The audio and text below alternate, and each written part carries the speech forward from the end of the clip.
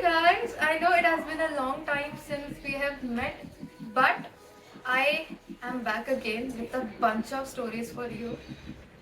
And yes, let us start our today's story.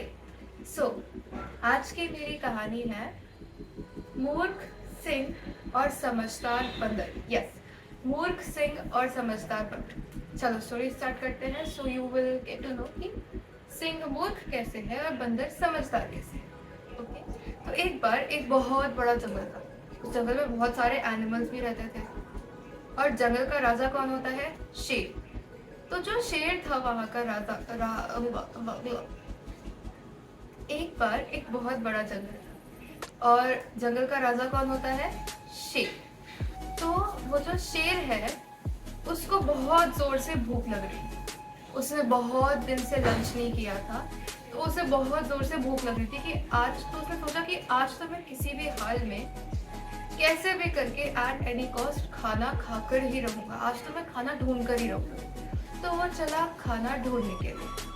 खाना ढूंढता गया पर उसे कुछ मिला नहीं.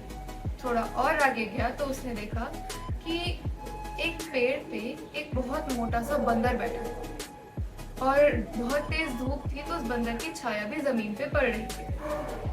तो उस शेर ने उस बंदर की छाया को देखकर सोचा कि आज तो मुझे बहुत अच्छा शिकार मिला. लेकिन वो जो बंदर है वो तो ऊपर बैठा था और उसकी छाया नीचे पड़ रही.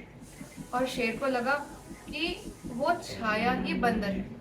तो शेर ने क्या किया, अपनी पूरी दम लगाई, अपनी पूरी पावर यूज की और उस छाया पर कूद गया. और उसे लगा कि वो बंदर को पकड़ ले, लेकिन वो बंदर को नहीं पकड़ पाया और वो बार बार उसी छाया पर कूदता रहा. तो फिर उस बंदर को थोड़ा सा बुरा लगा कि ये शेर मेरी छाया पर कूदकर मुझे मारने की कोशिश कर रहा है, बट वो ऐसा कर ही नहीं सकता. तो उसने क्या किया, बंदर ने सोचा कि मैं इसे समझा देता हूँ. तो बंदर ने उसे कहा कि हे जंगल के राजा शेर, मैं तो यहाँ ऊपर पेड़ पर हूँ, नीचे जो है वो मेरी छाया है.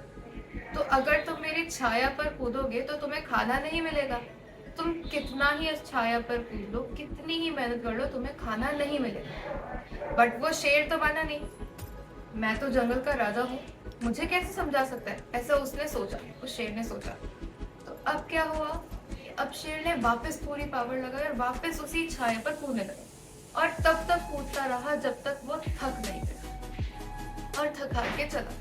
और सिमिलरली जगत के राजा के समान चैतन्य सिंह, वो शेर तो जंगल का राजा था, लेकिन ये वाला हमारा जो आत्मा है वह जगत का राजा है और चैतन्य सिंह है.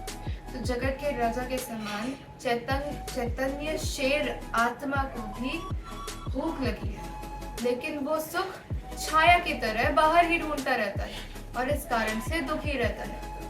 उस चैतन्य शेर आत्मा को समझाते हुए ज्ञानी जन कहते हैं कि सुख तो आत्मा में ही है.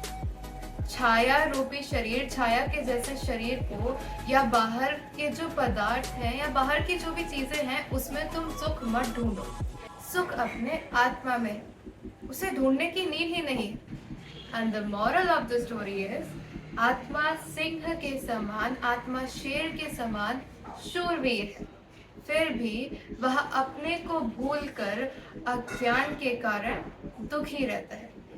Thank you for watching this story and stay tuned for another story. Bye.